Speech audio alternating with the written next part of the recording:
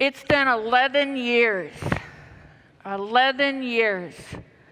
And I'm going to tell you the story in a nutshell, and I'm not going to sugarcoat it for you.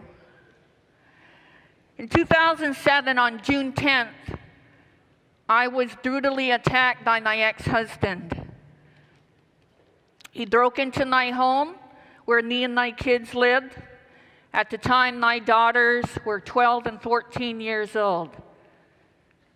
And he attacked me with a baseball bat, dragged me through the house, beat me, and doused me with industrial strength lye. I was brought to the local hospital, and then I was brought to the place where I really needed to be, and that was at Brigham and Women's Hospital, where I was put in an induced coma for 4 months.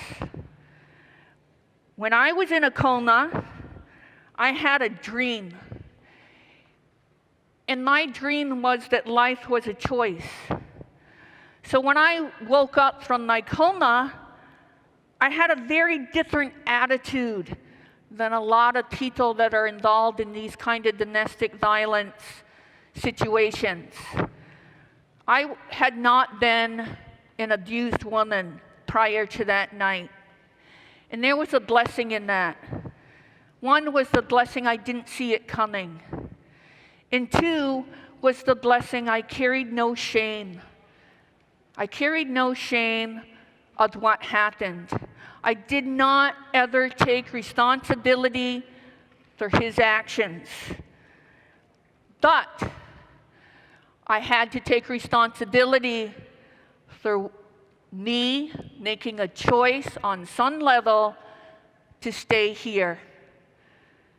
And I made that choice, and I had to take responsibility for my actions from that day forward.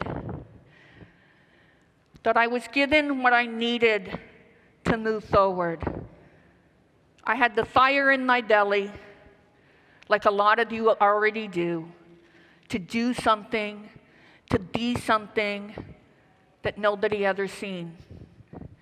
And I had to change the way I thought about life. I no longer could think the way our culture and society thinks, because I didn't want to be that. And what culture and society would say about me was that I'm disabled, I'm blind, I'm disfigured, I'm unemployable, I'm depressed, I have post-traumatic stress disorder, and all of this list. I was a registered nurse and in the hospitals for 20 years before this happened. I knew what culture was saying about me.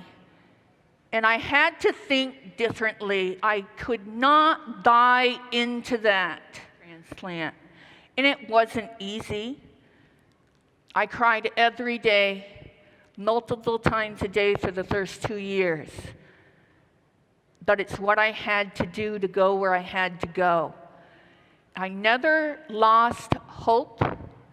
I never gave up of my dream, and my dream was to be that example of someone that could be in this totally unimaginable, unbelievable situation and come out happy and not have post-traumatic stress disorder and not be depressed and not be on medications and all of this other stuff.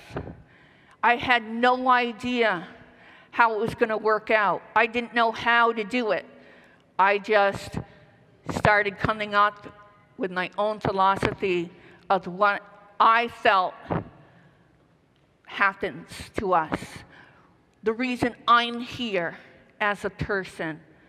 And I just followed that. I didn't listen to anybody.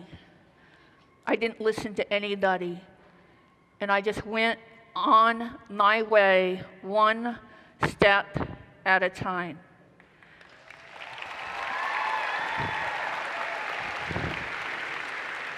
And when you're in control of you, what he did is on him.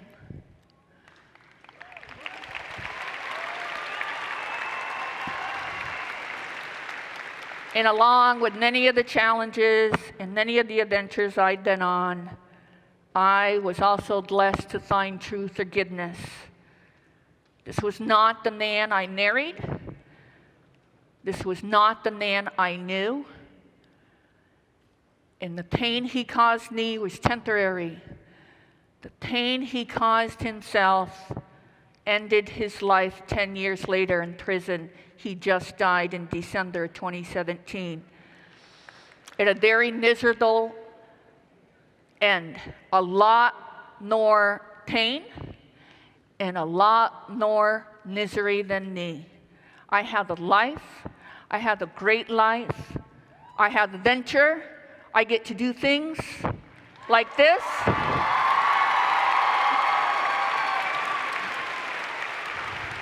I get to show people that the only one you need to be in control of is you.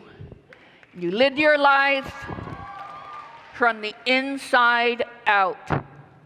So don't get caught up in too much of our culture that doesn't serve you. What doesn't serve you is anxiety and low self-confidence and self-worth because of the way you look, or what's happened to you, or a scar, or something that you're not happy with. You let it go, you look the best you can look, and you call it a day.